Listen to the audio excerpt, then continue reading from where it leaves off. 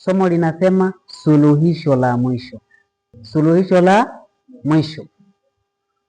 Nitaanza na kisa kimoja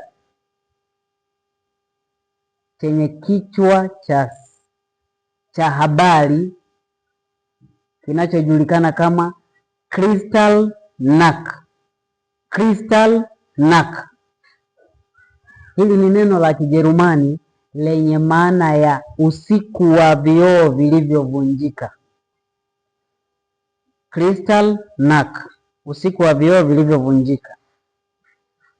Afisa wa Ujerumani aliuawa kwa kupigwa risasi na kijana wa Kiyahudi, na Hitler akiwa ni kiongozi wa chama cha Nazi na akiwa kansela wa Ujerumani alijibu kisasi kwa mauaji ya afisa huyo wa Ujerumani kwa kushinikiza usiku wa vioo vilivyovunjika unaojulikana kwa lugha ya Kijerumani kama Kristallnacht.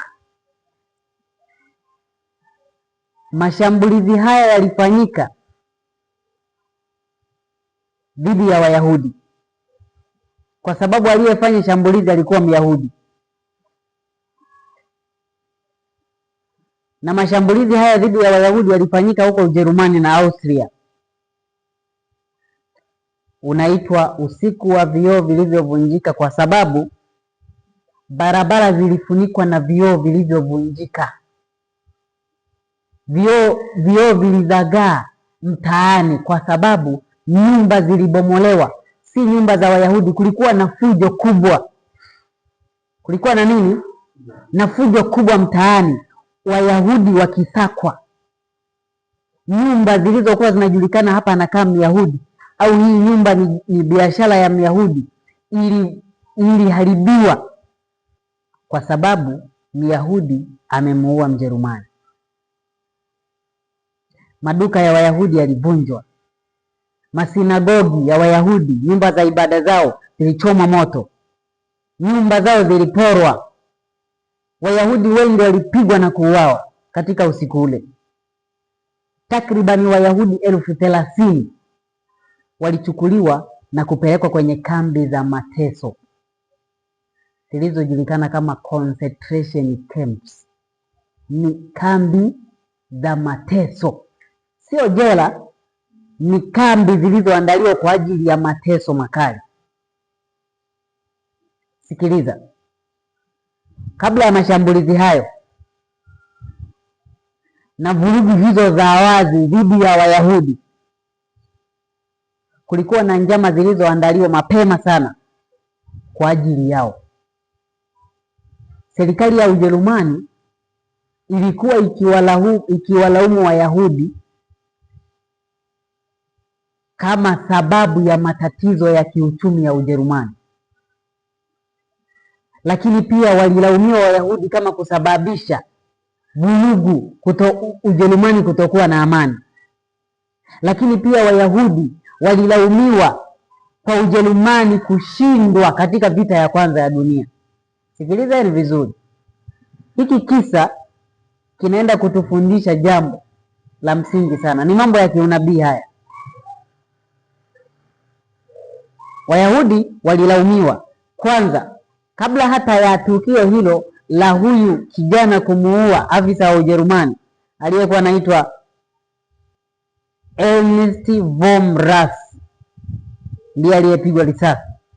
Kabla hata ya tukio hilo la kupigwa risasi kwa yule afisa, Wayahudi tayari mwanzoni huku walikuwa wanashutumiwa na kulaumiwa na serikali ya Ujerumani kwamba wamesababisha uchumi wa Ujerumani umeyumba, yaani wanaifanya Ujerumani isiwe na amani. Lakini pia walilaumiwa kwamba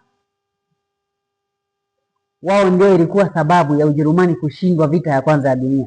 Sikiliza, Ujerumani ndio iliyoanzisha vita ya kwanza ya dunia. Kwa hiyo iliposhindwa,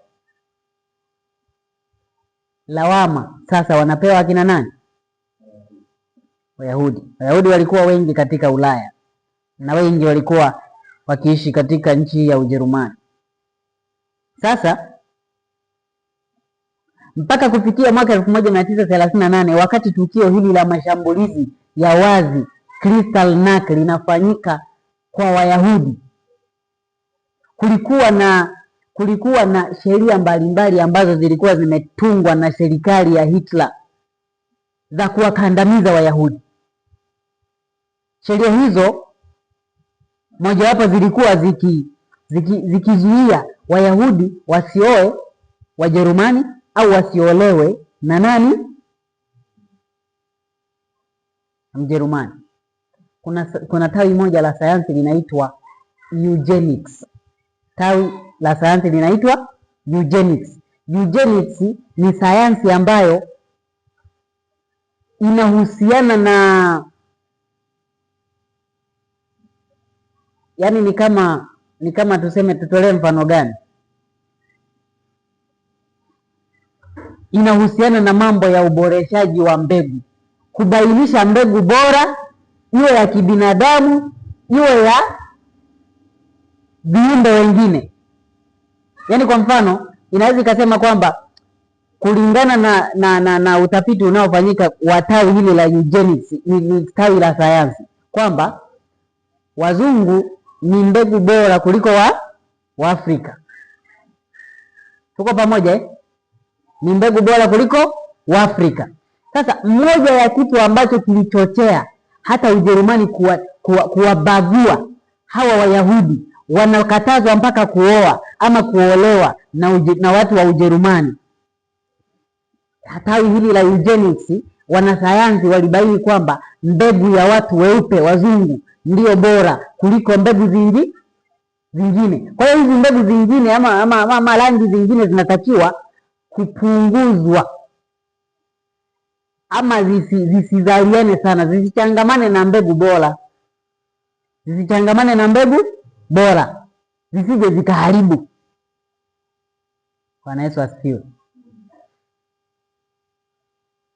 Kwa hiyo eugenics ilikuwa ni tawi la sayansi ambalo lilichochea ubaguzi wa Wayahudi katika Ujerumani.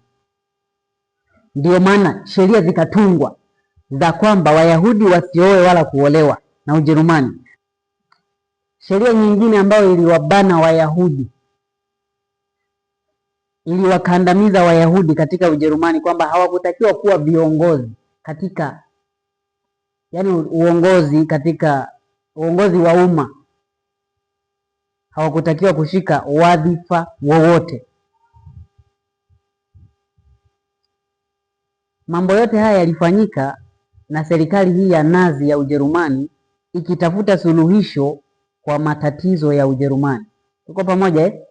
Walifanya haya yote wakitafuta kinachodhaniwa kuwa ni suluhisho la matatizo ya wapi? Ya Ujerumani.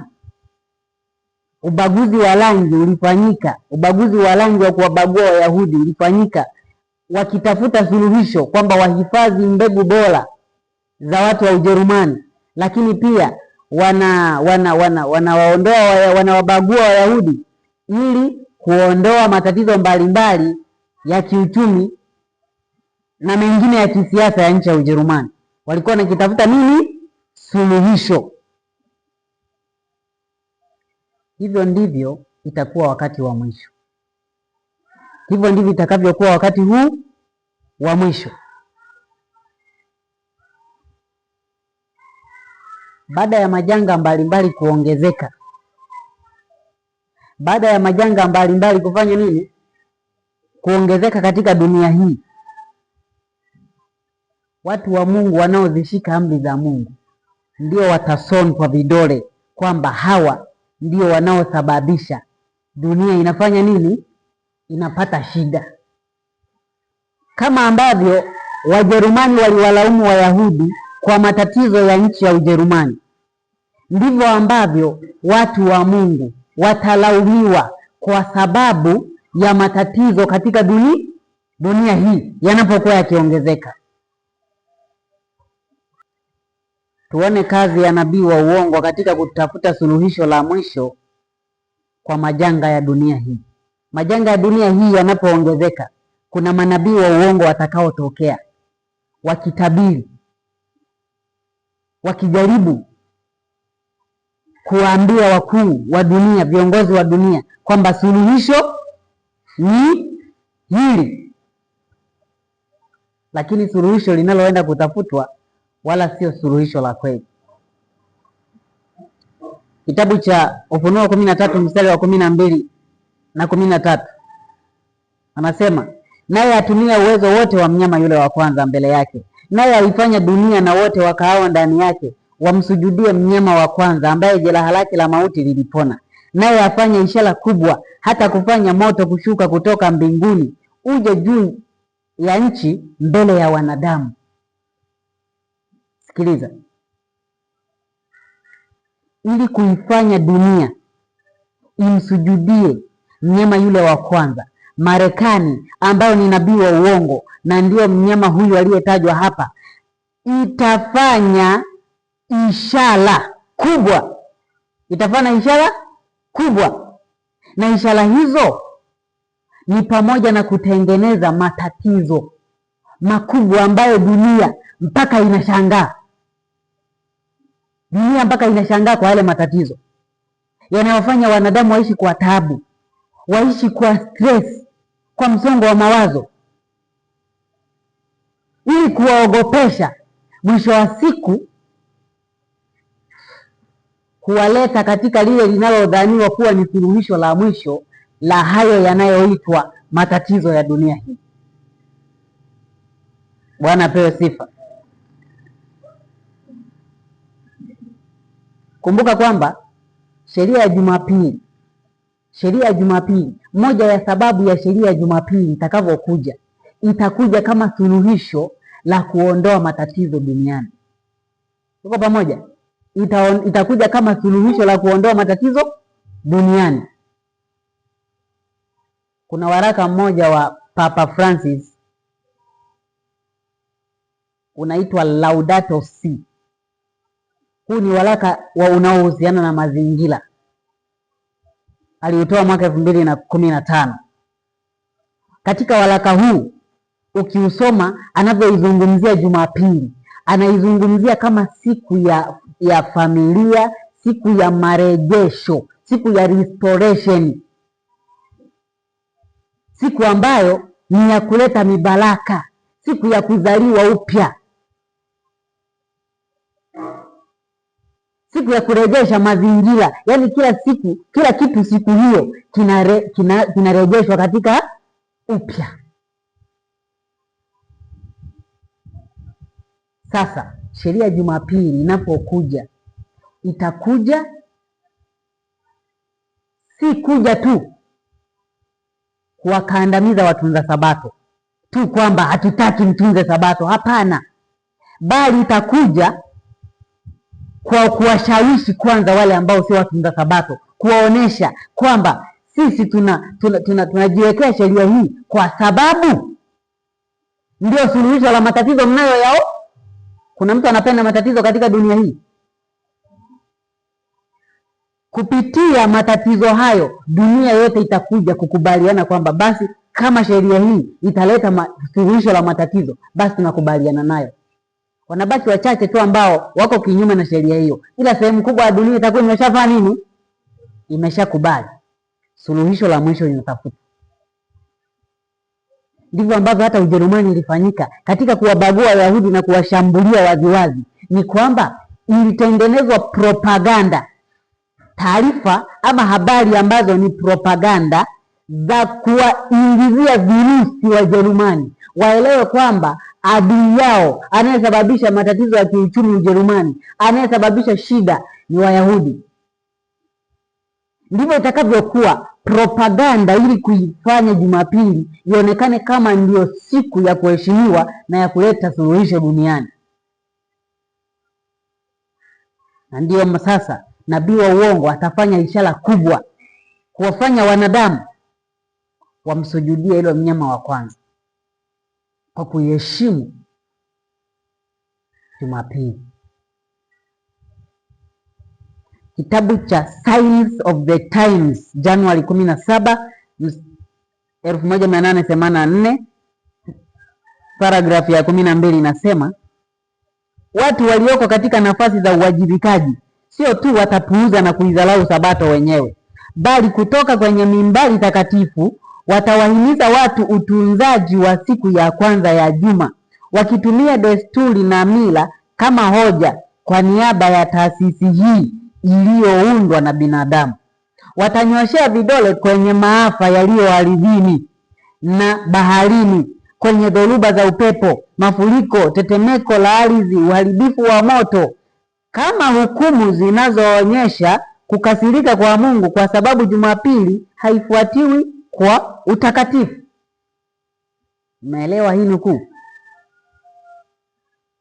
Sio tu watu wanaoaminika duniani, wahubiri wazuri wanaoaminika duniani wenye wafuasi wengi, sio tu wataipuuza Sabato wenyewe peke yao, bali watasimama kwenye mimbari takatifu wakiwaambia watu, wananyoshea vidole majanga mbalimbali duniani, upepo, mioto, matetemeko ya ardhi, wakisema mnayaona haya maafa?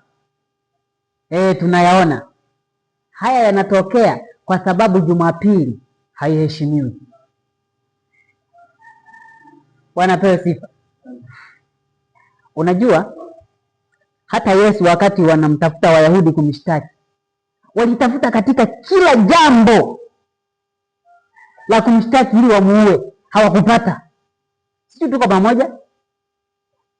Sheria za kidini za kwao, ile sheria ya kwao za kidini walikuwa wakitafuta, lakini walipozipeleka hata kwenye serikali ya Roma, serikali ya Roma yenyewe haihusiki na mambo ya dini, haiwezi kufanya nini? Haiwezi kuhukumu mtu kwa sheria zao za nini? Za kidini. Waliamua watafute sababu ambayo inawagonga moja kwa moja wenyewe serikali ya Roma.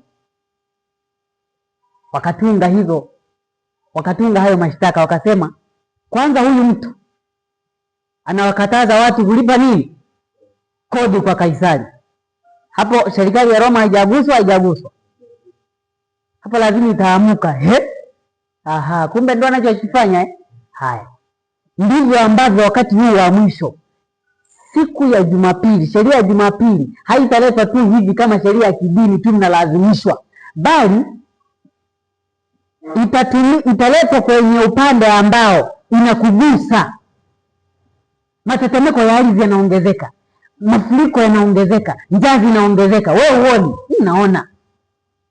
Sasa haya yote yanatokea kwa sababu Jumapili haiheshimiwi. Hujapatikana hapo? Kama huna neno la Mungu ndani yako, hujapatikana? Ushapatikana. Na utaheshimu Jumapili ukiwa unafikiri kwamba ni suluhisho la matatizo ya dunia. Kitabu cha Review and Herald Machi 18, 1884 nasema, katika makanisa na kwenye makusanyiko makubwa ya wazi, wachungaji watawahimiza watu ulazima wa kuitunza siku ya kwanza ya wiki. Kuna majanga kwenye bahari na nchi kavu, na majanga haya yataongezeka, janga moja likifuata kwa karibu janga lingine, na kundi dogo la watu jasiri watunzao Sabato litanyoshewa vidole kama watu wanaoleta ghadhabu ya Mungu juu ya dunia kwa kutokuitunza kwao Jumapili. Sisi mnaelewa hapa? Kundi dogo la watu jasiri la watunzao Sabato litanyoshewa vidole kama watu wanaofanya nini? Wanaoleta ghadhabu ya Mungu. Kwa hiyo yale maafa yatachukuliwa ni ghadhabu ya nani? Au hukumu za nani? Za Mungu, zinashuka chini ya dunia. Ila sasa wanaonyoshewa vidole kama ndio wakosaji ni wale wanaoitunza Sabato, vile vile kama ambavyo Ujerumani ilifanya kwa Wayahudi. Kundi dogo la Wayahudi ndio linatupiwa mzigo wote wa matatizo ya Ujerumani. Sikiliza, ndani ya muda mfupi Wayahudi walikuwa wanachukiwa kokote duniani, walikuwa wanachukiwa. Ujerumani iliwajaza Wayahudi katika meli mbalimbali kuwapeleka Uingereza, kuwapeleka Amerika, na walikataliwa. Meli zile zilikataliwa ndani ya muda mfupi, kiasi kwamba kila mmoja ameamini anayesababisha matatizo ni nani? Ni Myahudi.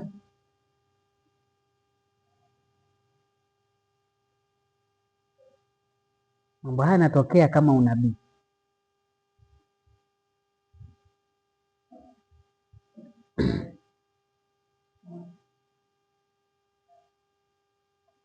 Kumbuka wakati wa nabii Elia. Elia aliitwa mtaabishaji wa Waisraeli. Elia aliitwa mtaabishaji wa Israeli.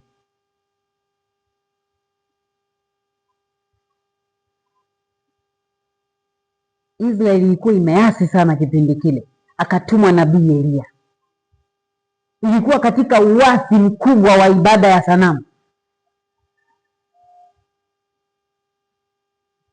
Ndipo Elia akaja akatumwa ili kuja kuhimiza matengenezo ya sheria ya Mungu. Ibada ya kweli irudi kwa Mungu, sio kwa Baali.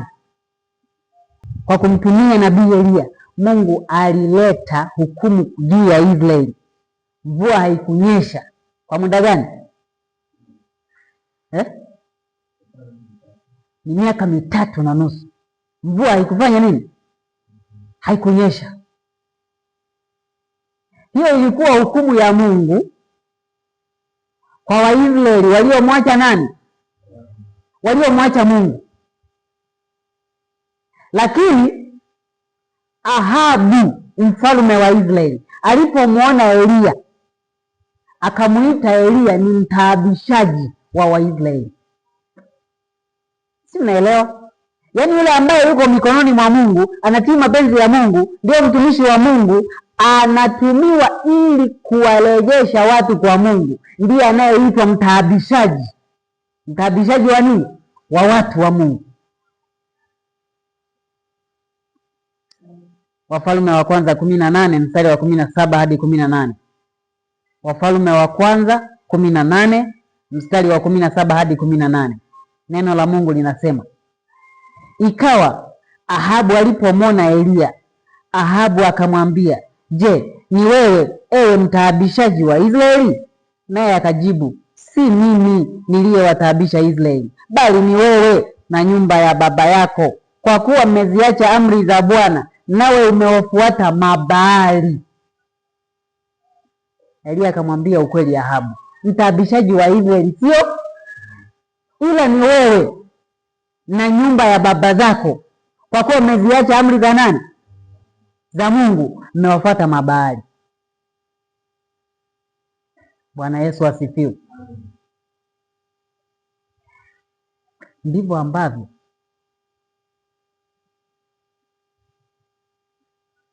Elia aliyeonekana kuwa mtaabishaji wa Israeli, Wayahudi walionekana wataabishaji wa Wajerumani. Hatimaye watu wa Mungu waliosalia, wazishikao amri za Mungu, wataonekana wataabishaji wa dunia hii. Mhubiri anasema hakuna jipya chini ya nini? Chini ya jua. Yaliyotokea ndio yatakayotokea, yaliyokuwako ndio yatakayokuwako. Ina maana yale maafa yanapokuja kwa sababu watu wameziacha amri za Mungu, maafa hayo yatatafsiriwa vibaya, kana kwamba ni hukumu tena kwa watu wengine.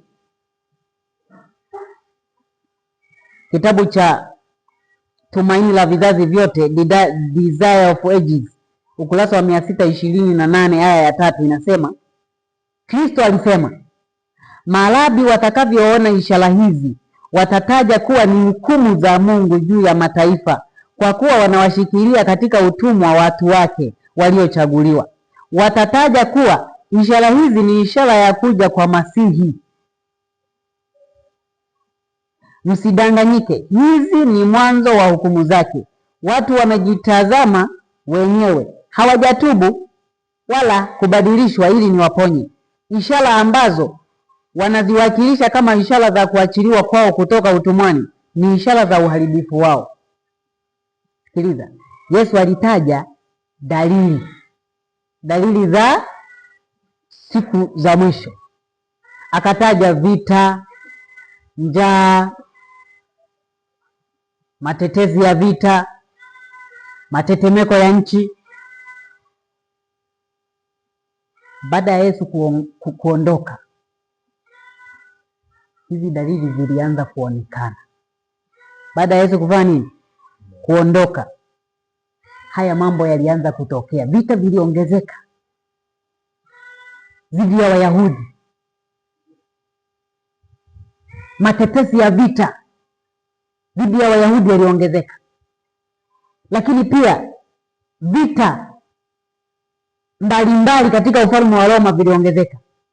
Sasa Maarabi ambao ni Wayahudi, walimu wa dini ya Kiyahudi ambao walikuwa hawajamwamini Yesu, walianza kusema hizi ni hukumu za Mungu kwa Warumi. Tuko pamoja? Ni hukumu za Mungu kwa nani? Kwa Warumi ambao wametushikilia, wanatutawala, wamewashikilia watu wa Mungu, wanawatawala. Ndio maana hukumu za Mungu zinafanya nini? Na zinapokuja sasa, zinakuja ili watu wa Mungu waachiliwe kutoka utumwani. Na hizi ni dalili za Masihi kuja.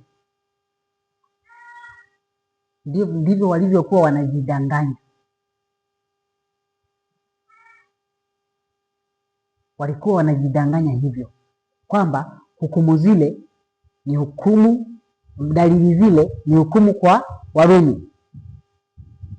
Hakuna tofauti ya manabii wa siku hizi za mwisho watakaotokea na hawa Maarabi walichokifanya.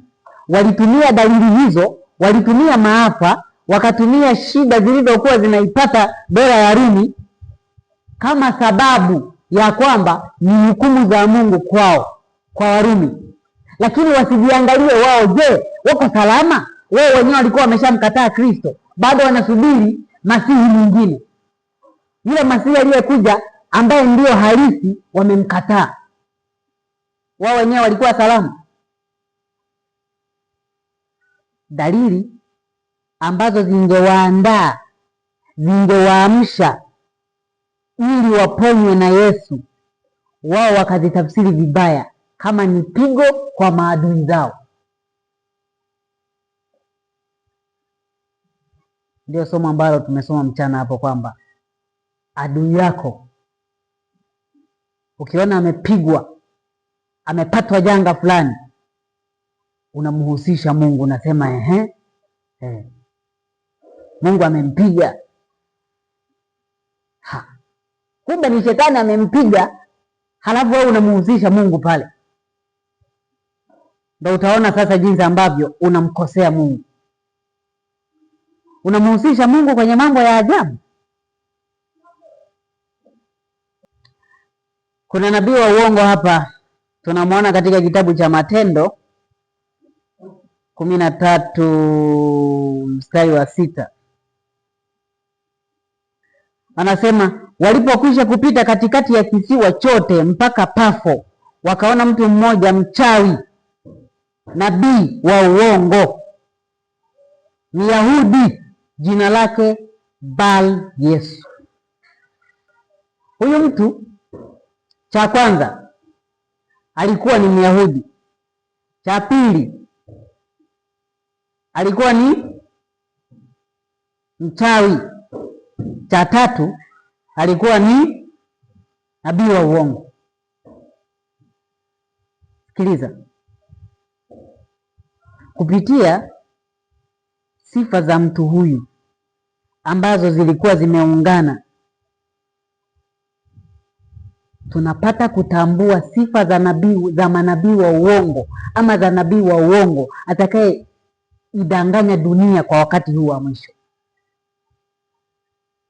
Atakuwa nabii wa uongo, lakini mwenye kushikamana na umizimu, spiritualism. Hebu tusome nabii huyu wa uongo ni nani nabii wa uongo ni Uprotestanti ulioasi, ni Uprotestanti ulioasi kiwakilishwa na taifa hili la Marekani. Kitabu cha Pambano Kuu ukurasa wa 588 aya ya kwanza. Pambano Kuu ukurasa wa 588 aya ya kwanza inasema, Waprotestanti wa Marekani watakuwa wa kwanza kunyoosha mikono yao kuvuka pengo ili kushika mkono wa imani ya umizimu, ili kushika mkono wa imani ya nini? Ya umizimu. Kuna kitu kimoja ambacho ni udanganyifu katika dunia hii sasa, udanganyifu ambao uko hasa katika taifa la Marekani. Ndio maana inasema atafanya ishara kubwa. Marekani wanasema kwamba kuna viumbe ambao wako juu, wako nje na dunia hii, lakini huwa wanakuja ndani ya dunia hii, na inasemekana kwamba viumbe hao wanashirikiana na serikali ya Marekani, lakini hilo haliko wazi sana. Yaani taarifa zinatangazwa kwamba kuna viumbe ambao wanaitwa aliens wanatoka nje na dunia, wanakuja katika dunia, wana maarifa ya juu sana. Kwa hiyo akishirikiana nao mwanadamu atakuwa na akili ya juu sana. Lakini acha nikwambie, hakuna kitu kama hicho duniani. Mungu aliposema kwamba na tumfanye mtu kwa mfano wetu, akatawale, akafanya nini? Akatawale. Alimaliza. Mtawala wa mwisho wa dunia hii ama kiumbe chenye maamuzi ya mwisho katika dunia hii ni mwanadamu. Kiumbe kingine kinachotofautiana na mwanadamu na inasemekana kwamba eti kinaweza kumdhuru mwanadamu, hiyo ni kazi ya shetani. Huyo ni shetani, ni mapepo. Na wanadamu katika kushirikiana nayo, eti wakisema ni aliens, wanakuwa wanashiriki katika imani ya umizimu, uchawi. Taifa la Marekani ndio linahusishwa zaidi na haya mambo, umizimu. Na tumesema kwamba taifa la Marekani ndio linabeba sura ya Uprotestanti, na Uprotestanti ndio nabii wa uongo. Nabii wa nini? Sasa nasema Waprotestanti wa Marekani watakuwa wa kwanza kunyoosha mikono yao kuvuka pengo ili kushika mkono wa imani ya umizimu. Watavuka juu ya shimo ili kushikana na mikono na mamlaka ya Kirumi. Na chini ya ushawishi wa muungano huu wa pande tatu, nchi hii itafuata nyayo za Roma katika kukanyaga haki za dhamiri. Nabii wa uongo, sifa yake kubwa mojawapo, anashikamana na uchawi ama anashikamana na imani za umizimu. Bwana pewe sifa. Unaona hawa Wakristo wa imani ya ukiroho charismatic, makanisa haya ya, naweza nikatumia makanisa ya kirokole,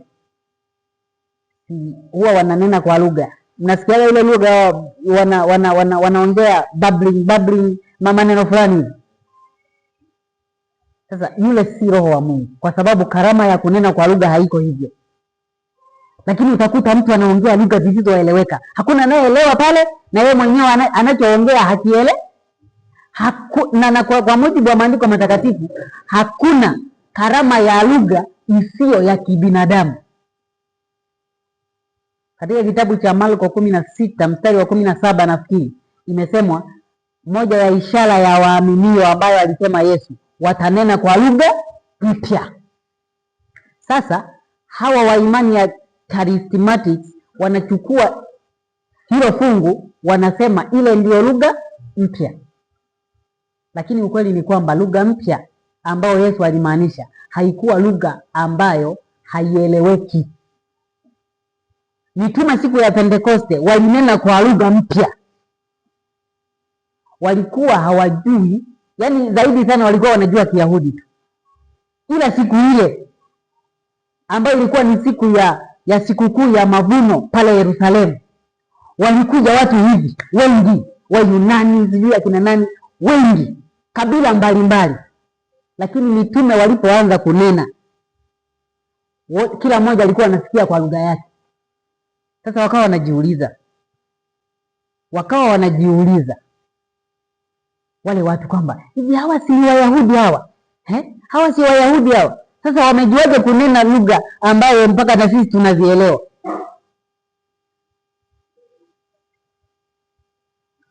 Wayahudi, mitume walinena kwa lugha mpya. Sasa jiulize, ni kitu gani, ni roho gani huwa inawavamia hawa walokole wanaanza kunena zile lugha? Nabii wa uongo anashikamanishwa na roho ya umizimu, wanakuwa possessed na mapepo. Iko hivyo. Sikiliza, Roho wa Mungu, Roho Mtakatifu anapokuja ndani ya muumini, huwa haji kuondoa ufahamu wa mwanadamu. Tuko pamoja? Haji kuondoa ufahamu wa nani?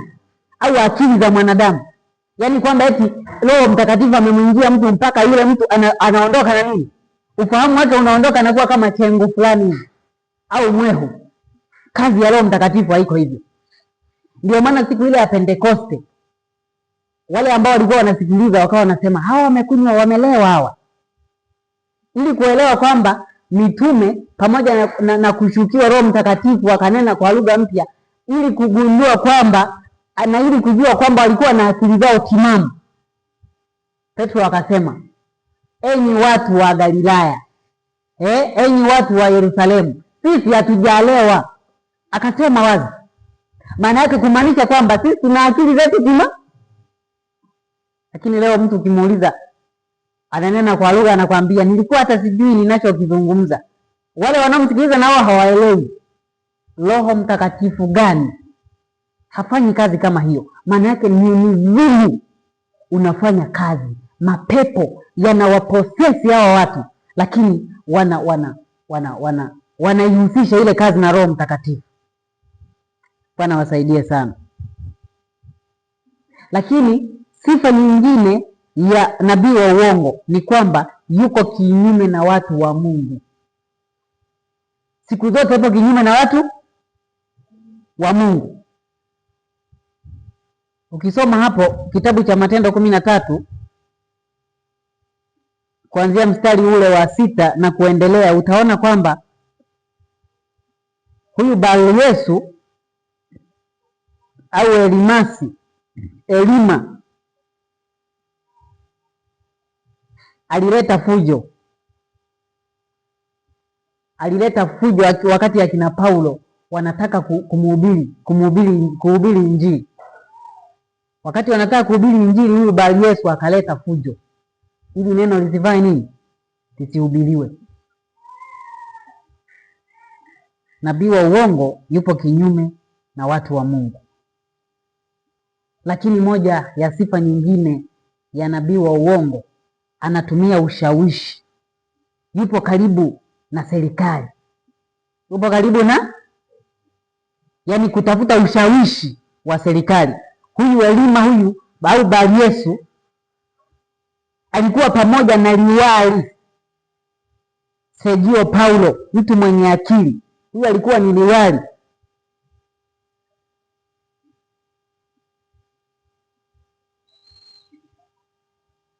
Yeye alikuwa ni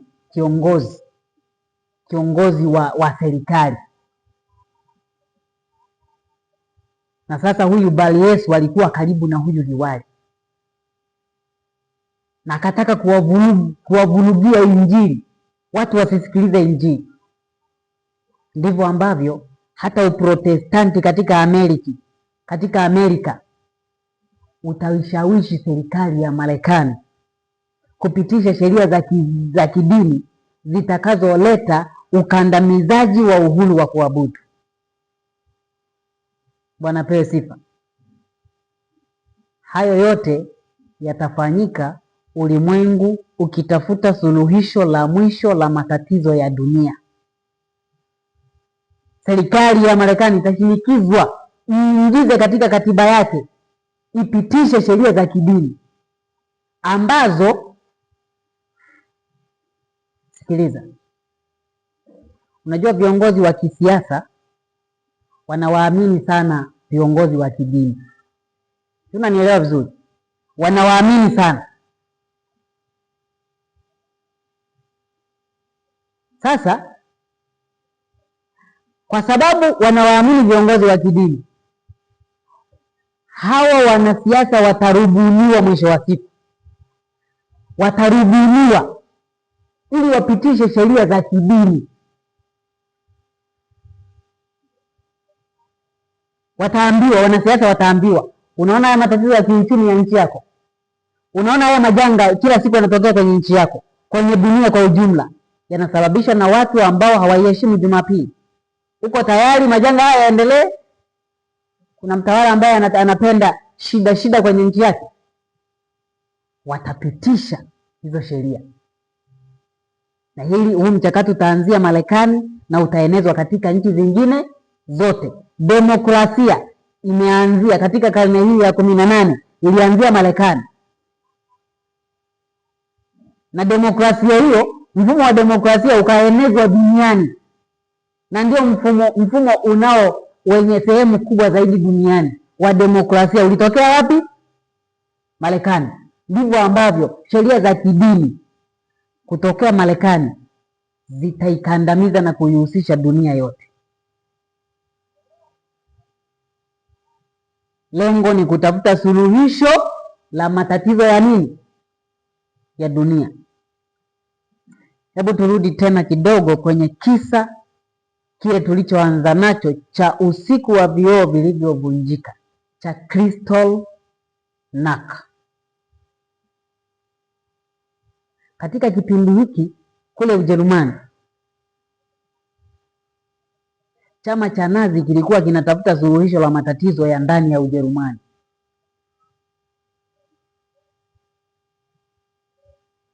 Na katika kutafuta suluhisho, shinikizo lilielekezwa zaidi kwa Wayahudi, kwamba hawa ndio wanaosababisha Ujerumani inafeli. Kwa hiyo Wayahudi walipigwa marufuku kwenye kazi za umma, walitengwa na kubaguliwa na serikali, na hawakutakiwa kabisa kukaa katika nchi ya Ujerumani. Walitakiwa wafanye nini? Waondolewe. Ndio nimetangulia kusema kwamba walijazwa kwenye mameli kusambazwa kwenye nchi zingine. Nchi hizo nazo zikawakataa, kwa sababu propaganda imeshaenezwa kwanza kwamba hawa ndio sababu ya matatizo, na walishambuliwa hadharani. Hivi nafikiri kama dunia yote imewatenga, hakuna serikali ya kuwatetea, unafikiri hata mkishambuliwa waziwazi kuna mtu wa kuwaonea huruma? Yaani ninyi ni sadaka. Hata mkiuawa hakuna sheria inayowalinda.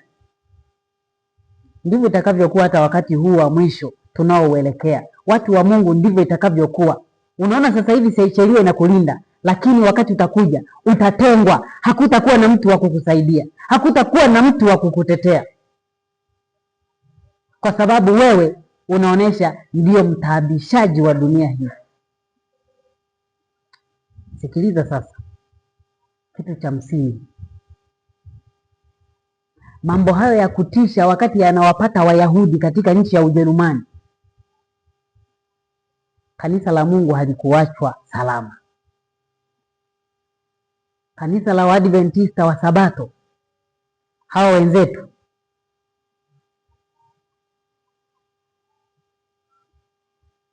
elewa kwamba mtengano katika SDA wa kuzaa ama kutokea kwa kanisa la wanamatengenezo la IMS ulitokea 1920. Kuanzia 1914 miaka hiyo ya vita mpaka 1920 mtengano halisi ukatokea. Kwa hiyo IMS wakawa ni kanisa linalojitegemea. Na hiki tunachokizungumzia ilikuwa mwaka 1938. Maanake miaka 10 na kitu ilikuwa imepita hapo. Wakati matatizo haya ya mateso kwa Wayahudi yakitokea, kanisa la Mungu halikuachwa salama. Kanisa la Waadventista wa Sabato likiwa limeunga mkono jitihada za serikali za kitaifa.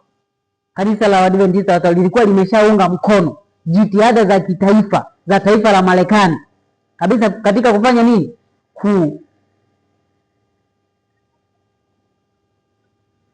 Kulikomboa taifa. Wakati huo kanisa la wanamatengenezo IMS la wazishikao amri za Mungu na imani ya Yesu ilipatwa na dhiki kubwa. Ilipatwa na nini?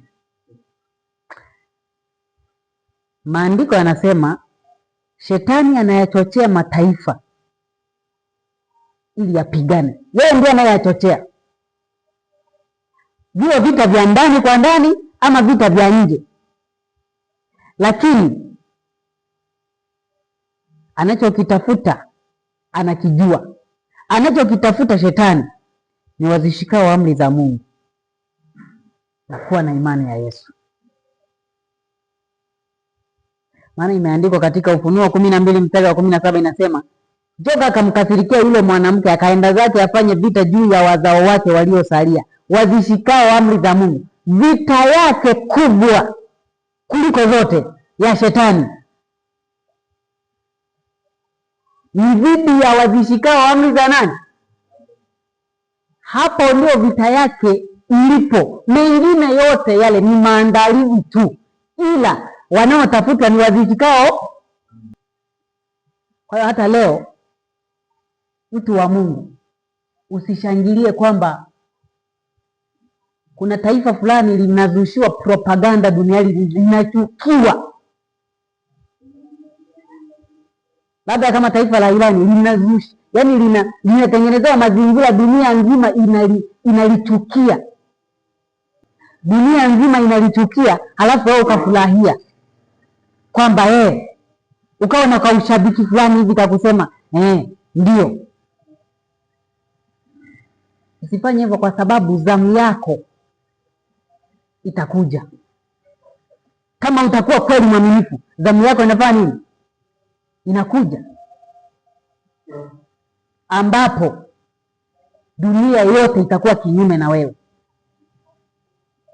Shetani anajua shabaha yake au target yake ni watu wa Mungu wazishikao amri za Mungu. Kwa hiyo anapofanya mambo yote, hata kwenye kipindi hiki, wakati anachochea hasira za chama cha Nazi cha Ujerumani, wakati anachochea hasira ya serikali ya Ujerumani dhidi ya Wayahudi, alikuwa anajua zile hasira zitawapitia na watu wa Mungu,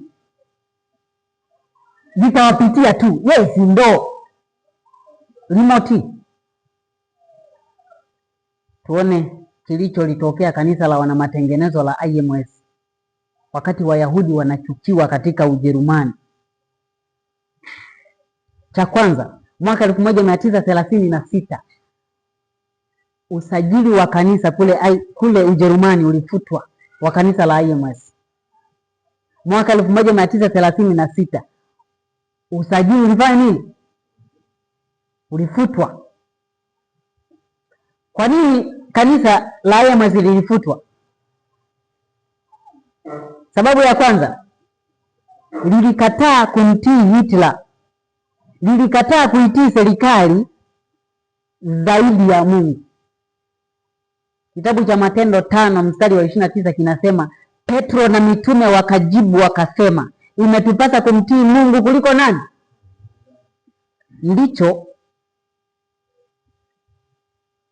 watu wa Mungu waliokuwepo kipindi hicho walichokifanya.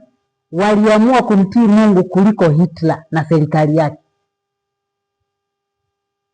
Dola ya Nazi, ya chama cha Nazi, ilikuwa inadai utii wa kisiasa wa kiwango cha juu. Utii wa nini? Wa kisiasa wa kiwango cha juu. Kila taasisi ya kidini ilitakiwa kuunga mkono utaifa wa Kinazi na mamlaka ya mtawala. Sikiliza hapa.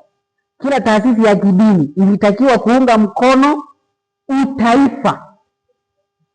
Yaani wewe ulipende taifa lako kuliko taifa lingine, kwa sababu kwa kipindi hiki hii serikali ya Ujerumani ilikuwa inajiandaa kwa vita nyingine tena. Kwa hiyo ilihakikisha taifa linaandaliwa lishikamane liwe kitu hiki mpaka taasisi za kidini. Lakini kanisa la wana matengenezo la IMS lenyewe linaitwa international, lenyewe haliwezi kuunga mkono harakati za utaifa bali za kimataifa, na zenyewe ziwe ndani ya mapenzi ya nani? Ya Mungu.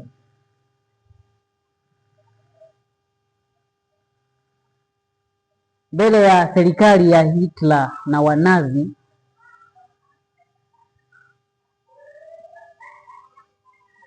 kanisa hili likaonekana hawa ni wasaliti hawa. Kafutwa kanisa la IMS. Waadventista wana matengenezo walifundisha utii kwa amri za Mungu kwanza, kukataa mtazamo wa kijeshi na vita. Walikuwa wako kinyume na mambo ya nini? Ya kijeshi na vita. Lakini walikataa kushiriki vitani kwa sababu ya dhamiri. Walifundisha na kuamini katika utunzaji wa Sabato kwa usahihi, wakiwa kwenye harakati za utaifa za kutetea uchumi wa Ujerumani sijui na mambo ya kijeshi. Wasingeweza kumtii Mungu wala kuitunza Sabato. Lakini pia taasisi ya kidini ya kanisa la IMS ilikataa kuwa dini inayodhibitiwa na serikali. Kwa pamoja wapendwa, ilikataa kuwa dini inayodhibitiwa na nani? Na serikali. Sasa msimamo wao huu wa IMS uliwafanya waonekane yani ilifanya watiliwe mashaka na serikali ya Ujerumani, kwa sababu kundi lolote lililoonekana linataka kuwa juu ya serikali ama linaenda kinyume na maamuzi ya serikali lilionekana ni hatari kwa nchi ya Ujerumani. Kabidi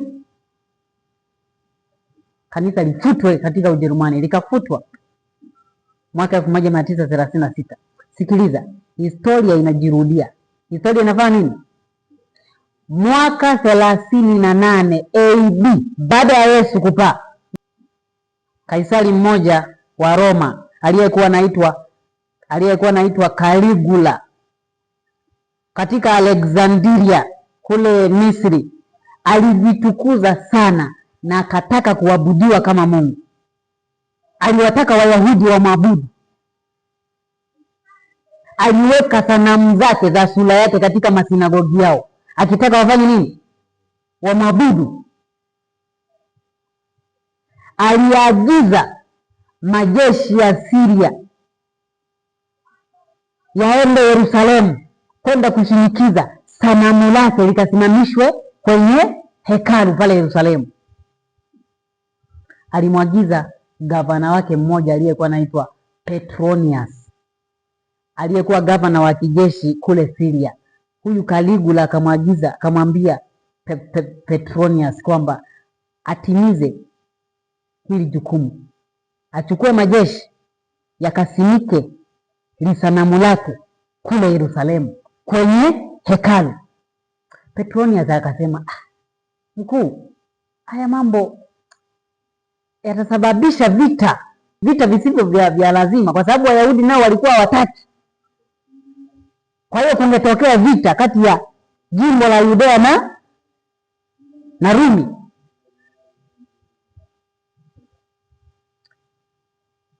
Alivyokataa Petronius kutimiza maagizo ya mkuu wake Caligula akamwandikia ujumbe, akamwambia, jiwe, kill yourself. ajiue mwenyewe, kwa sababu amekataa amri ya nani? Ya Kaisari. Alituma mjumbe apeleke ule ujumbe kwa Petronius kwamba akasome ule ujumbe, anatakiwa kujifanya nini? Kujiua. Lakini ule ujumbe kabla haujamfikia Petronius, Caligula aliuawa. Inaweza ikawa ilikuwa ni mapenzi ya Mungu kwamba muda ulikuwa bado ule wa chukizo la uharibifu kusimama wapi? Patakatifu. Maana ilitakiwa, Mungu ana ratiba zake, ilitokea mwaka wa 70, lakini Caligula alitaka kuharakisha mambo yawe mapema kabla ya Mungu hajaruhusu. Caligula aliuawa, kwa hiyo Petronius akabaki hai. Kwa hiyo Caligula alikuwa tayari kutoa kafara mtu yeyote ambaye anapingana na mambo yake. Alitaka lisanamu lake lisimamishwe pale Yerusalemu, na aliyekataa kama Petronius akamwambia jifanye nini? Bora jiue, atawekwa gavana mwingine wa kutimiza agizo la mfalme. Ndivyo ilivyokuwa kwa Hitler na serikali yake. Alikuwa tayari kumtoa kafara mtu yeyote, ama kutoa kafara watu wowote, taasisi yoyote ambayo ingesimama kama kikwazo cha kufikia lile lililokuwa linadhaniwa ni suluhisho la matatizo ya Ujerumani. Bwana Yesu asifiwe. Moja ya watu ambao walitolewa kafara katika nchi ya Ujerumani ni kanisa la Mungu la IMS. Walifutwa ili mapenzi ya kansela wa Ujerumani yatimizwe. Lakini watu wa Mungu nao waliamua kukataa kutii mamlaka ya Nazi kuliko ile ya Mungu. Kitu cha pili ambacho kilisababisha wafutwe ni msimamo wa historia yao wa kuhusiana na vita. Ikumbukwe kwamba sababu ya mtengano wa IMS na SDA ilikuwa ni swala la vita linalohusisha amri 10 za Mungu. Kwa hiyo msimamo wao uliendelea kuwa ule ule, wao hawapigani wala hawaungi mkono roho ya vita. Na kwa wakati huo huo Ujerumani ilikuwa inaandaliwa kwa vita nyingine ya pili ya dunia. Kwa hiyo hawa walionekana watakuwa wasaliti wetu, kabidi wafutwe. Lakini pia kitu kingine, kukataa kuunganishwa katika miundo ya dini iliyoidhinishwa na Wanazi. Maana yake Wanazi, kwa sababu chama cha Nazi ndio kilikuwa kinashika serikali, kilitaka kila dini iendane na matakwa au ajenda za Nazi. Kwa hiyo utawala wa Kinazi ulipendelea makanisa ambayo yangeweza kuwekwa chini ya uongozi mmoja wakati. Bwana Yesu asifiwe. Lakini pia uongozi wa Nazi ama chama cha Nazi kilikuwa kinataka makanisa yafuatiliwe kisiasa, lakini pia yapatane na mafundisho ya serikali. Moja ya fundisho la serikali ni kuwa mzalendo, kupigana kwa ajili ya nchi yako, kitu ambacho kanisa la Mungu hapo kinyume na masuala ya kupigana. Kwa hiyo hakukuwa na namna, ni bora kuwafuta hawa watu. Walifutwa kweli.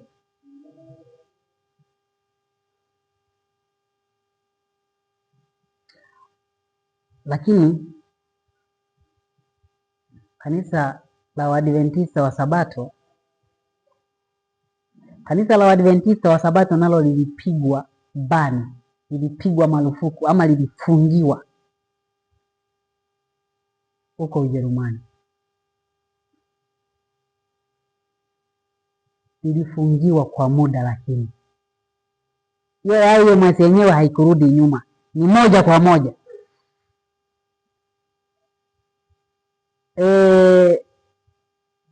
Kanisa la Waadventista wa Sabato lilipopigwa marufuku kufungiwa Ujerumani, liliandika waraka kwenda kwenye serikali wa kuomba kufunguliwa, likiomba kwamba lifunguliwe, likijitetea kwamba sisi sio maadui wa serikali ya Ujerumani. Tuko pamoja? Moja ya mambo ambao waliandika kwenye ule waraka, sasa moja ya mambo ambao walifanya nini? Walielekeza kidole kwenye kanisa la wanamatengenezo kuwa ni chombo tofauti na wao. Yaani iko hivi, sisi si ni Wasabato, hatuna tofauti sasa sana na wao kwa sura ya nje, tukiwa mbele ya watu ambao sio Wasabato, si ndio? Sasa serikali ikiwa inaangalia, wao si walikuwa tayari wameshaungana na serikali tangu muda, mambo mbalimbali ya kivita na mambo mengine mengi ya utaifa. Sasa likabaki hili kanisa la YMS la Wasabato, na lenyewe misimamo yao ni nini? Ni tofauti, ni ya kumtii Mungu kuliko serikali ya Nazi. Sasa serikali, ili kuifanya serikali isiwachanganye na wao, wakafikiri kwamba pengine serikali imetufuta ama imetupiga marufuku kwa sababu ya inatuchanganya na wale, wanadhani wale ni. Kwa hiyo sasa ikabidi kanisa liandike kwamba sisi sio sawa na wale. Kanisa likaandika hivyo la Waadventista wa Sabato, na likasema hivi: shaka yoyote ya kupingana na serikali ilipaswa kuelekezwa kwenye kundi hilo. Yaani kama serikali ya Ujerumani ina wasiwasi na kanisa la Wasabato, ina wasiwasi na kanisa la Wasabato katika kupingana na serikali, mashaka hayo yaelekezwe kwenye kundi la wana matengenezo. Sikiliza, haya sio maneno ambayo ni ya chuki, ya kueneza tu chuki, ambayo nasema hapa kwamba pengine nasema tu kwa sababu mimi sio mshiriki wa kanisa la SDA. Haya ni maneno yapo kwenye ushahidi wa utafiti wao wenyewe wa kanisa la Waadventista wa Sabato. Nilisoma karatasi moja ya utafiti, research paper ya mwanafunzi kutoka chuo cha University, Andrews University. Ni chuo cha Waadventista wa Sabato, kipo kule Marekani, kinaitwa Andrews University. Ameandika hayo yote. Kanisa liliandika waraka unaojulikana kwa Kiingereza kama memorandum, likisema wale wana matengenezo, kama mnatuchanganya na sisi, sio wale, sio sisi, kwa mwafuatilie hao, na mashaka yoyote ya kupingana na serikali mwafuate mwachunguze hao. Lakini pia katika waraka huo kanisa lilisema sisi hatuna muunganiko wowote na Wayahudi. Kanisa liliwakana Wayahudi. Tuko pamoja? Kanisa liliwakana. Kumbuka Wayahudi walikuwa maadui, wanaonekana wametengwa sana mpaka na serikali yenyewe ya Ujerumani. Sasa ni nani ambaye angewakaribisha? Hivi mnapata picha hapo? Ndivyo utakavyokuwa hata kwetu sisi wakati wa mwisho, kama tutakuwa waaminifu mpaka mwisho. Hakuna atakayetupokea wakati serikali yote imetukataa. Kitu kingine ambacho kanisa la Waadventista wa Sabato liliandika katika ule waraka wa kuomba kufunguliwa, lilisema sisi hatuna uhusiano wowote na hatuna ushirika na Wayahudi. Wakati huo kulikuwa na washiriki wengine ndani ya kanisa ambao ni Wayahudi. Kulikuwa na viongozi wengine wa juu ambao ni Wayahudi ndani ya Ujerumani. Katika historia inasema kuna mmoja ambaye alikuwa ni mshiriki kabisa, Nakumbuka nilisoma ile historia, watu kama 4. Kulikuwa na kiongozi wa conference, state conference. Kwa hiyo ni kiongozi wa juu, ikabidi aondolewe. Wakatokea wajumbe wengine ambao walilalamikia lile jambo. Viongozi wa kanisa wote wakafanya nini? Wakafutwa, ili kulinda taasisi. Yaani kipaumbele kanisa lilikuwa linalinda nini? Taasisi, sio neno la Mungu wala ukweli. Ni taasisi ndio inaolindwa. Kuna mama mwingine alikuwa anaitwa Frida sijui na nani nimesahau, ni Myahudi. Kanisa lilimtenga, anaomba msaada, alikuwa ni mgonjwa, anaomba msaada ili asaidiwe. Hakuna mshiriki hata huyu aliyesogea kumsaidia, na haijulikani yule mtu aliishiaje. Alikuwa sababu ya kuwa Myahudi alitengwa na kanisa linalodaiwa kuwa ni la washika amri za Mungu. Hiyo ni picha ya jinsi ambavyo mimi na wewe kama tutakuwa waaminifu kama mpaka mwisho, hivyo utakavyotengwa. Yaani hata jirani hata kuja kwako. Ukipata shida utabaki peke yako, hata ulie usiku mzima, kwa sababu wewe ni matatizo. Wanakuona kama ni tatizo. Hata ukiuawa wanasema angalau shida imeondolewa. Tunajiandaaje? Lakini kanisa la Waadventista wa Sabato wakati linaomba kufunguliwa na serikali ya Ujerumani, hata neno Sabato lilianza kubadilishwa katika baadhi ya mazingira, na neno la Kijerumani linaloitwa Ruhetag, maana ya siku ya mapumziko, likaanza kutumika badala ya neno Sabath, ili lionekane kuwa si la Kiyahudi sana, maana wamekataa, wao hawana uhusiano na nani? Na Wayahudi. Sasa wakitumia neno Sabath wataonekana wanahusishwa na nani?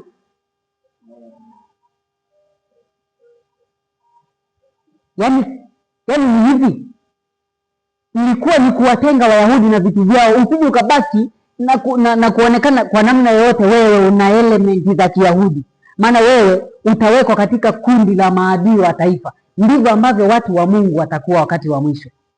Na ukumbuke moja ya kanuni iliyowekwa katika baraza la Laodikia miaka ya 363 364 baada ya Kristo. Moja ya kanuni sijui namba ngapi, inasema hivi: Wakristo hawatakiwi kujifanya Wayahudi kwa kuitunza Sabato. Yaani kanisa la Rumi lilipoingia katika hatamu ya kuitawala dunia na kujifanya lenyewe lina sura ya Ukristo, lilikuja na lengo ya kuondoa na kutokomeza nini? Vitu vyote vya Kiyahudi, imani yote ya Kiyahudi ifanye nini? Iondolewe. Dola ya Rumi haina urafiki na Wayahudi hata siku moja. Hata sasa akina Netanyahu wanatumika tu, kama hawajui watakuja wajue baadaye sana, pengine wameshachelewa. Wanatumika, lakini ajenda zote ni za Rumi. Rumi inawatumia kuibagaza dunia. Bwana tusaidie sana. Baada ya siku 10 tu marufuku ile ilifunguliwa. Kanisa la Adventista wa Sabato lilipigwa marufuku kwa siku 10. Baada ya siku 10 hizo walipopeleka huu waraka ambao ni wa kuwapinga Wayahudi, kuwasaliti wenzao wana matengenezo na kulisaliti jina Sabato, ndipo wakafunguliwa.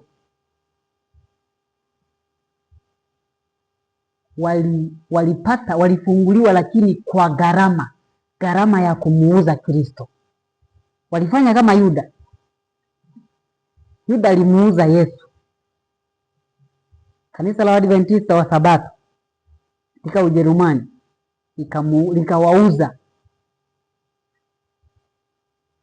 likawauza wana matengenezo kwamba wenye shida ni hao, wafuateni hao, sio sisi. Ndivyo itakavyokuwa hata wakati wa mwisho, kwamba wapo ambao walikuwa wanajidai ni Waadventista wa Sabato, lakini watawasaliti wenzao. Usaliti ulishaanza muda. Kwa hiyo unaweza ukaona kwamba kwa sura ya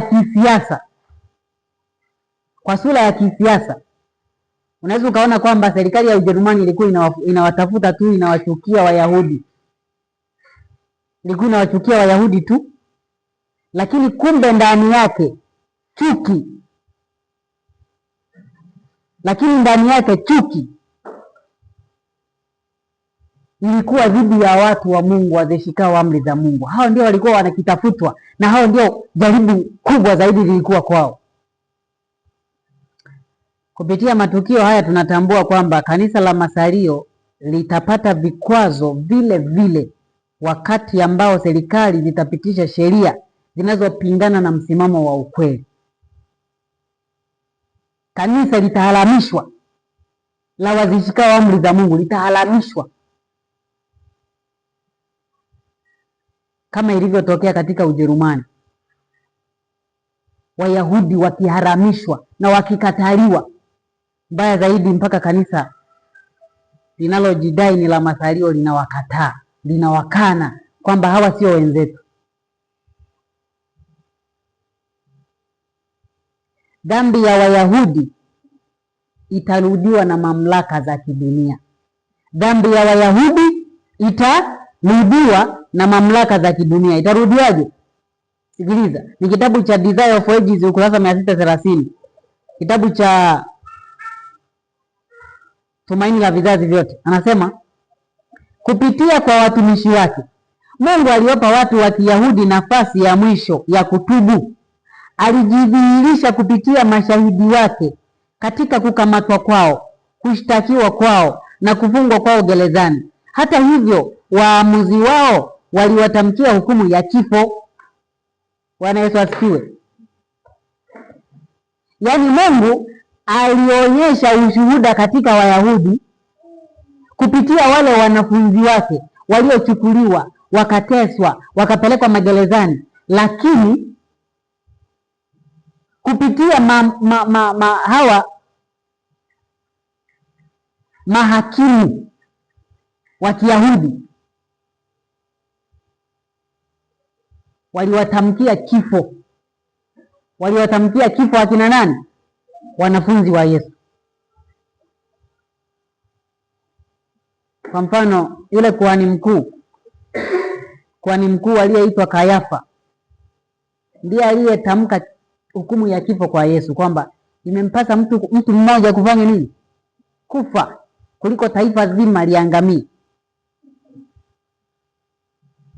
Sasa kumbe kupitia wale watu Mungu alitaka watu wamuone yeye, wajifunze kwake.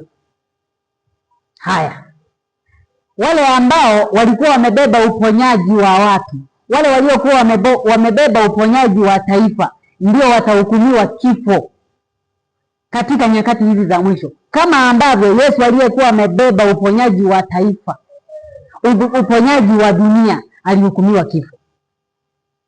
Anaendelea anasema, walikuwa watu ambao ulimwengu haukustahili kuwa nao, na kwa kuwaua Wayahudi walimsulubisha tena upya mwana wa Mungu.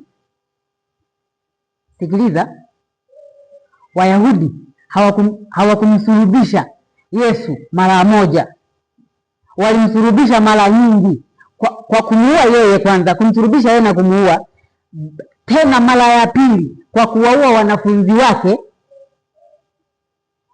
na kuwatesa. Walimsulubisha mara ya ngapi?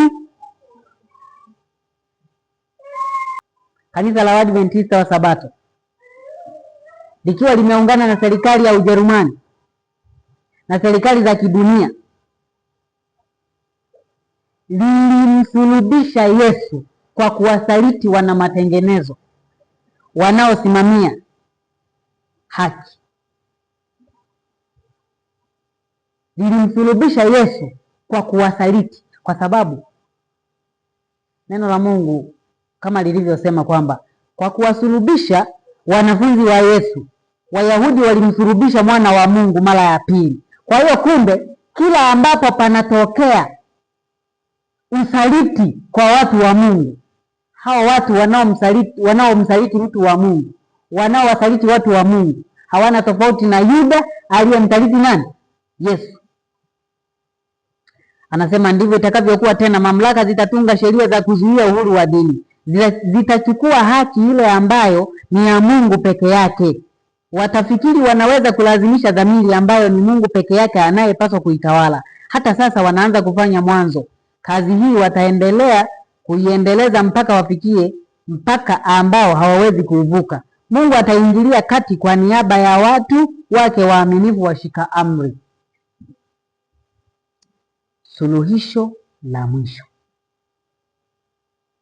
Kayafa alipotamka hukumu ya kifo kwa Yesu, akisema kwamba yafaa mtu mmoja aangamie, afe kwa ajili ya watu wengi, alikuwa akitafuta suluhisho.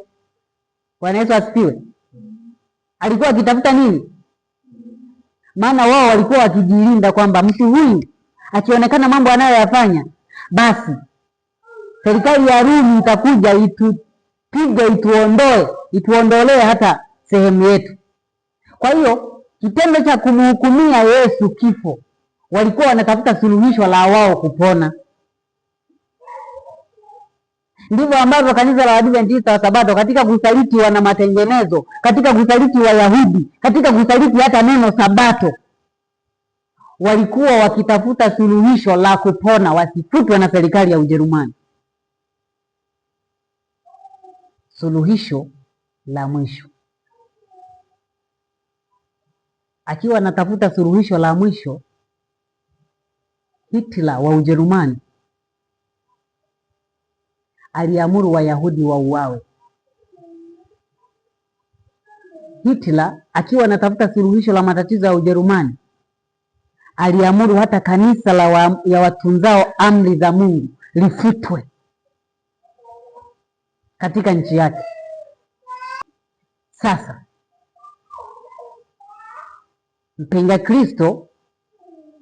mpinga Kristo akishirikiana na nabii wa uongo katika jitihada za kutafuta suluhisho la mwisho la majanga ya dunia, maafa ya dunia, ataagiza watunza Sabato wote wafanye nini? Wauawe. Hebu tusome kitabu hiki cha Ufunuo 13.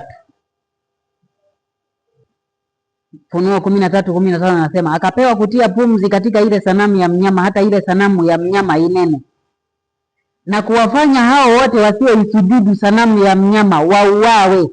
Kwa hiyo ataagiza wote wasioisujudu sanamu ya mnyama wafanye nini? Wauawe, ili kutafuta suluhisho, kwa kisingizio cha kutafuta suluhisho la maafa katika dunia hii. Lakini tujiulize swali, matatizo ya mwanadamu yamesababishwa na nini? Majanga na maafa katika dunia hii yanasababishwa na nini? Some kitabu cha Isaya 24 mstari wa 3 hadi wa 5, inasema, dunia hii itafanywa tupu kabisa na kuharibiwa kabisa, maana Bwana amenena neno hilo. Dunia inaomboleza, inazimia, ulimwengu unadhoofika, unazimia, watu wakuu wa dunia wanadhoofika. Mnanielewa? Mnaelewa ya maandiko? Narudia tena mstari wa 3. Anaeleza majanga na maafa ya dunia, na ataeleza mwishoni sababu ya majanga hayo ni nini, ambayo wanadamu wanayatafutia nini suluhisho la mwisho. Dunia hii itafanywa tupu kabisa na kuharibiwa kabisa, maana Bwana amenena neno hilo. Dunia inaomboleza. Dunia inafanya nini? Kwa nini inaomboleza? Kwa sababu ya maafa na matatizo mbalimbali. Inazimia, ulimwengu unadhoofika, unazimia. Watu wakuu wa dunia wanadhoofika, kila kukicha wanatia saini mikataba ya amani, wanakaa vikao mbalimbali wakitafuta amani. Mstari wa 5 unaeleza kwa nini dunia inadhoofika, inazimia. Anasema tena, dunia imetiwa unajisi kwa watu wanaoikaa, kwa maana wameziasi sheria, wameibadili amri, wamelivunja agano la nini? Matatizo ya mwanadamu, majanga hayo ambayo ni kama dalili za siku za mwisho: njaa kuongezeka, vita na matetezi ya vita, matetemeko ya ardhi, mafuriko, majanga mbalimbali nchi kavu na baharini, ni kwa sababu dunia na wakaao wameziasi nini? Sheria, wameibadili amri, wamelivunja agano la nini? La milele. Anasema hivi, na ndio sababu laana imeila dunia hii, na hao wanaoikaa wameonekana kuwa na hatia. Ndio sababu watu wanaoikaa dunia wameteketea, watu waliosalia wakawa wachache tu. Leo hii nina kitu cha kuwashauri watawala wa dunia. Watawala wa dunia wanapokaa kusuluhisha, kutafuta amani, kutafuta suluhisho la matatizo mbalimbali, huwa hawahusishi sheria ya Mungu. Bwana Yesu asifiwe. Sheria ya Mungu hawaifanyi nini? Hawaihusishi, wameiweka kando, wameisahau. Sasa cha kushangaza ni kwamba badala ya kuwalinda na kuona thamani yao, dunia itawatafuta ili kuwatesa na kuwaangamiza wale wenye suluhisho la mwisho la matatizo ya dunia hii. Unajua ni akina nani ambao wana hilo suluhisho? Ni akina nani ambao wana hilo suluhisho la matatizo ya dunia hii? Matatizo ya dunia hii yote yamesababishwa na uvunjaji wa sheria ya Mungu, kama Isaya anavyosema. Na anasema dunia imeteketea na wakaao, nao wamesalia wangapi tu?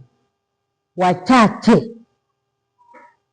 Hao wachache ndio masalio waliotajwa katika Ufunuo 12:17, wazishikao amri za Mungu na imani ya Yesu. Hao ndio wana suluhisho la matatizo ya dunia hii. Lakini dunia badala ya kuwalinda na kuwathamini, ndio itawatafuta ikiwataja kwamba wao ndio sababu ya matatizo ya dunia hii. Umejiandaaje sasa?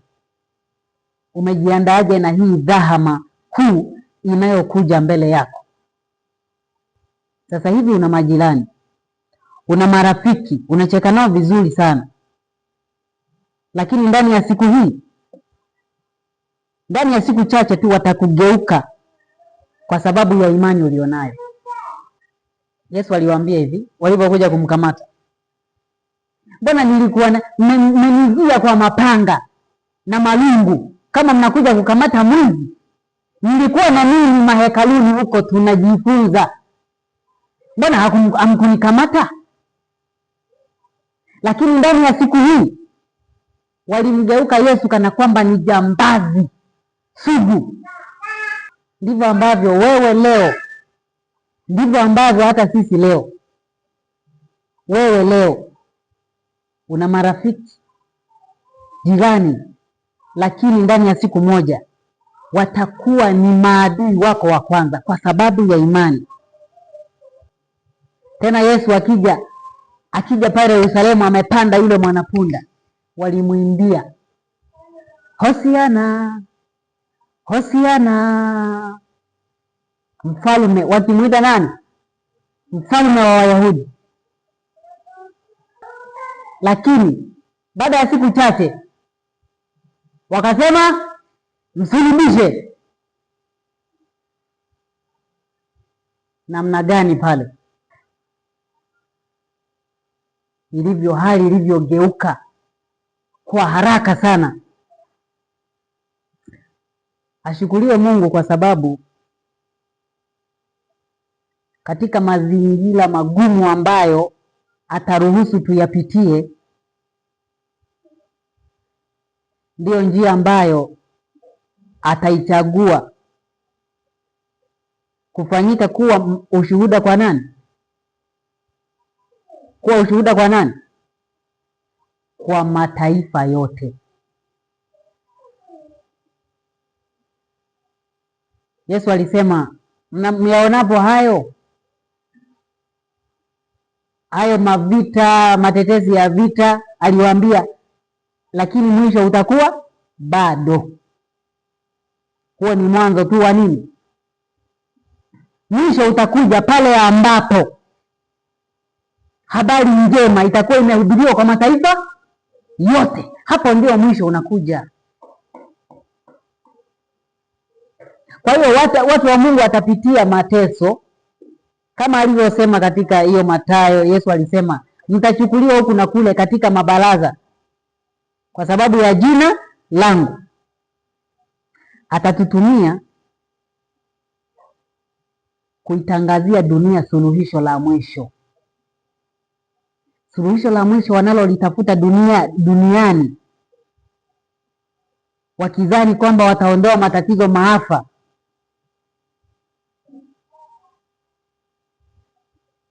Mungu atawatumia watu wake kutangaza suluhisho la matatizo ya dunia hii, suluhisho sahihi ambalo ni imani kwa Yesu na utii kwa amri 10 za Mungu. Na baada ya kila mmoja kusikia huo ushuhuda, atachagua mwenyewe anasimama upande gani. Yesu Kristo ndio suluhisho la mwisho. Yesu Kristo ndio suluhisho la nini jamani? Lakini dunia haimuhusishi. Tangu Yesu anazaliwa mpaka anakufa ni kipindi ambacho ufalme wa Rumi ulikuwa na amani, hakukuwa na vita. Ufalme wa Rumi uliishi kwa amani sana ndani ya kipindi ambacho Yesu alikuwa wapi? Alipoondoka tu vita vikawa vingi sana. Kwa miaka yake 30 ya kukaa duniani alifundisha, tulifundishwa kwamba yeye ni mfalme wa amani na yeye ndiyo suluhisho la mambo yote. Suluhisho sio kupigana vita. Vita vinaongeza chuki na kuzaa vita zaidi.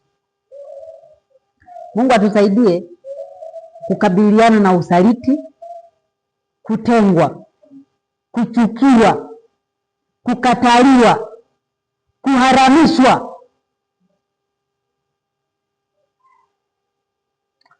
Kwa jina la Yesu, amina. Anatusihi, atuita kwa upole, usikawie rafiki.